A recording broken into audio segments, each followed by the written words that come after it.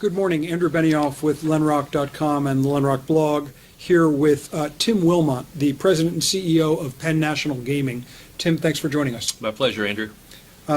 Tim has been in the gaming industry for over 25 years now. Previously also President and Chief Operating Officer of Penn National. He has degrees from both the Wharton School at University of Pennsylvania and Lehigh University.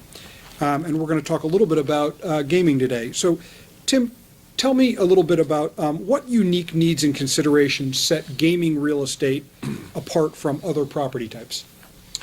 You know, when I look at various locations to consider where we want to put our stake in the ground and try to compete for a gaming license, the most important thing for the customer experience is ease of access. And we continually look at the transportation challenges of a site, the ease of ingress, the ease of egress. The majority of our customers come and visit casinos in their own vehicles. Mm-hmm. And so the importance of ease of access for a location, for a piece of real estate, is probably the most important consideration I look at when I determine if this site is something that I want to move forward with or not.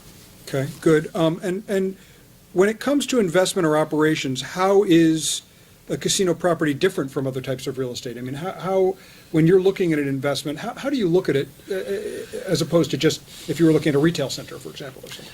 You know, when we look at opportunities to acquire gaming assets, real estate plays a very small piece of the consideration.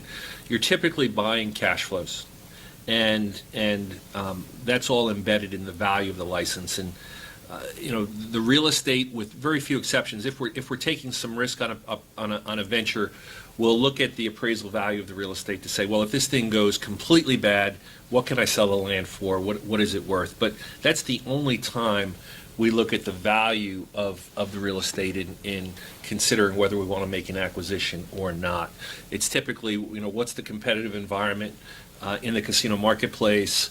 What's the performance of the asset or assets that we're purchasing? Mm-hmm. What's the political risk of a higher tax rate or more competition coming into the market? Mm-hmm. Those things are far more important considerations for us looking at a property than the underlying value of the real estate. Got it. And is it generally a multiple of either revenues or EBITDA or something like that? It's typically a multiple of EBITDA, and traditionally in these regional gaming markets, the transactions fall into about 7.5 to 8 times EBITDA in terms of valuation. Interesting. Okay, very good.